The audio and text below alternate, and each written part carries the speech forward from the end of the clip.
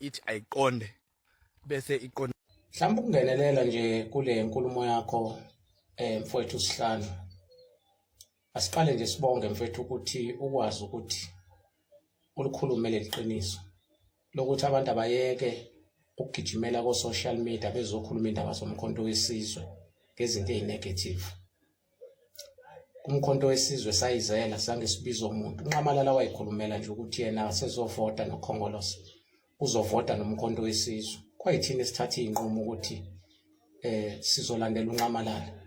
So namhlanje ke sekunabantu osuthola ukuthi sebekhuluma kabi ngomkhonto ngoba babengezile ngeinhloso ezinhle, babeze ngeinhloso zabo zokuzofuna ama position, inhloso zokuzobenefita ngomkhonto wesizwe.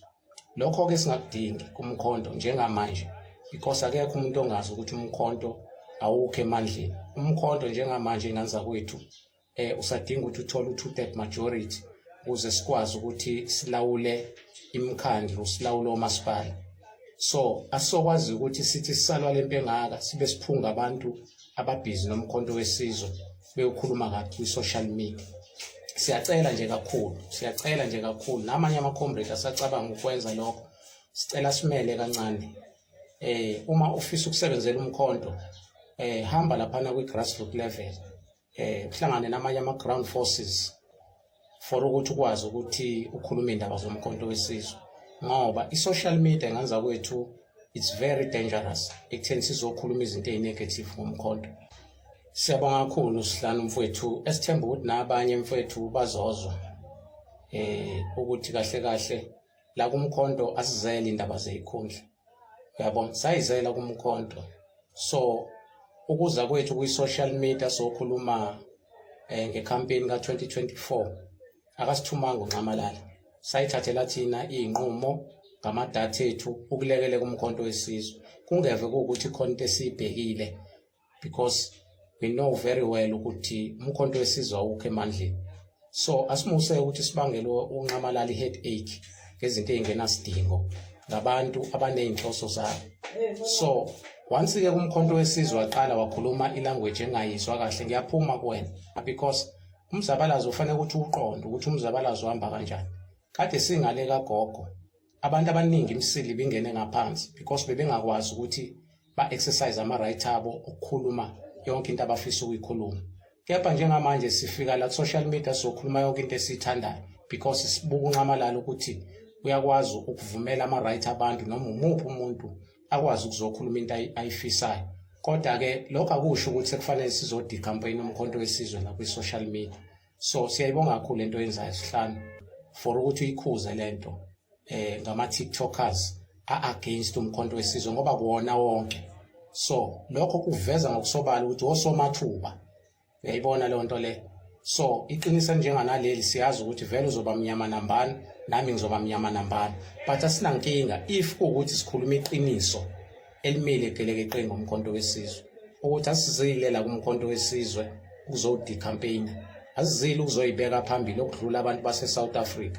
So lokhu ke ukuthi sifuna ukuyibeka noma sifuna ukuthi sifake kuma-position inabanikazi bayo leyo nto and kuyasetshenzwa kumkhonto kwi-ground, not ukuthi sizokhuluma ko-TikTok. Akubona bonke abantu abano-TikTok abavotela umkhonto wesizwe. Khona abantu abavotela umkhonto wesizwe ngenxa yabantu ababekade beshawa door to door kuma-ground forces.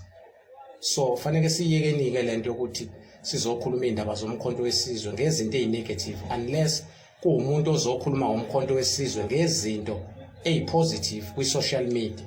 Social media kuyona ukuthi sizokhuluma indaba zomkhonto wesizwe. So akungathika abantu mabenganelisekile ngendlela esekwenzeka ngayo kumkhonto bese befuna ukuthi bazokhankasa ngabanye abantu ukuthi nabo baqhele kumkhonto. Asikwazi ukwenza lokho enganza kwethu. Uma ubona ukuthi umkhonto wesizwe awusekho happy ngawo, phela wedwa.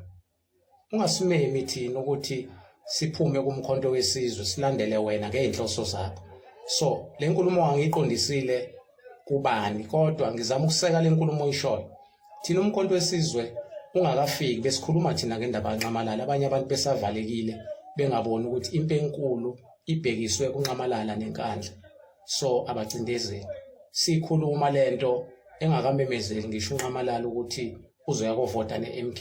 Sikhuluma ngeglobal politics. Yayibona lonto BRICS zonke lezi zinto sichaza nokuthi njengoba into engake ibheke kumsholozi ingoba kubangwa umnotho between iBRICS kanye neAmerica.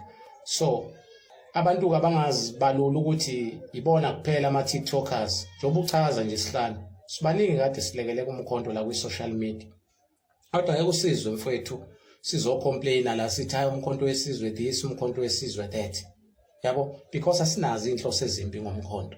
So siyafisa ukuthi abantu abavuke ekutheni lempi esibhekene nayo la inkulu. So asikwazi ukuthi usithathe indaba zomkhonto wesizwe soyikhuluma la kuma social media. And isikhumbule ukuthi akubona bonke abantu abakwi social media yabona abalandela umkhonto wesizwe. Kunogogo la abangekho kwi social media. Kunabantu abangenawo amafoni abangekho ku social media abaphathwa ubhobho. So kodwa bawuvotelile umkhonto. So angathi ke ma sikhankasela umkhonto kwi social media ngo-2024 bese sibuya manje claim izinto la ukuthi fanele masenze izinto sikhokhele. Into enjani leyo? Uyabona? So leyo nto leyo ikhombisa uba selfish emzabalazweni. Yabo? Because emzabalazweni urecognizewa ngakini kwi-branch yangakini. Yabo? Kuba abantu bangalapha babona umsebenzi wakho ukuthi ungakanani then bese bekwazi ukukukhuphula. Awukwazi ukuzokhushulwa i-social media. Yabo? So asingamsukelini ke uNxamalala sifuna ukuthi sizoclaim umkhonto ukuthi umkhonto kufanele ukuthi engabuya sikhokhela because akazange asibize akazange asho ukuthi akuzokhankasela umkhonto la kwi-social media kwasuka othandweni lethu. Makukhona kodwa umuntu othi wakusho lokho angaphumela obala. So asingaboneki inhliziyo kaNxamalala njengomuntu okwaziyo ukuthi avumele wonke umuntu wase-South Africa ukuthi akaphawula bekumbono wakhe bese sigibela phezulu kwekhanda likaNxamalala ngendaba yomkhonto wesizwe. Uyabona? Because ngeke uzumuzwe futhi ephendula. Baningi kade bewulwisa umkhonto la bahluleka. Abantu abakade beyibona ukuthi bazi kakhulu be-against uNxamalala nomkhonto. Baphi labo bantu? Yabo? Angazi abantu bosifunda nini isifundo ukuthi ngeke umelane noNxamalala neMK. Uyayibona lo nto le? Because ngeke aza kuphendula but uzobona ngama-action nje isiphelile indaba yakho ukuthi ayikho lento yakho. Uyabo? So nje ngani zakwethu asuhlonipheni umkhonto. Masingena kwi-social media asokhuluma izinto ezibalulekile. That is why uzosibona thina singasakhulumi kwi-social media ngendaba yomkhonto because si understand lento timing. Asikho isidingo sokuthi sihleze sokhuluma ngomkhonto wesizwe kwi-social media engekho ama-program. Kodwa njengoba kuyiwa kuma-election kuqalwa manje kukhulunywa lezo zinto sekufanele ukuthi ke sesingangenelela sizolekeleka sikhulume ngomkhonto wesizwe. Injalo nje indaba. Hayi lento ukuthi sizokhuluma nje njalo kumkhonto wesizwe ngoba sigcina sesinkanda la. Sesikhuluma izinto ezingasidingi. Yabo eyikude nathi. Ma uyimember yeMK khuluma izinto around kwi-ward yakho because before siqale sikwazi ukubona ukuthi unepower noma ufanele urecognize awuqala urecognize kwi-branch yakho sikubone ngempela ukuthi unamandla angakanani. Yabo? Akuzoba i-social media ezosikhankasela ukuthi siba amakhansela sibe izona zonke lezi zinto. So siyacela ke ukuthi abagxobekile yobe kodwa siyazi khona ama-TikTokers enza kahle. Yabo? Sonke nje mase sikhuluma iqiniso nganza ukuthi besama TikTokers but asibanga nandaba nezindaba zokuthi soloko sifuna ukuvela sivelela senzani because bes understand ukuthi umkhonto ukuyiphi mission. Asithokoze nganza kwethu.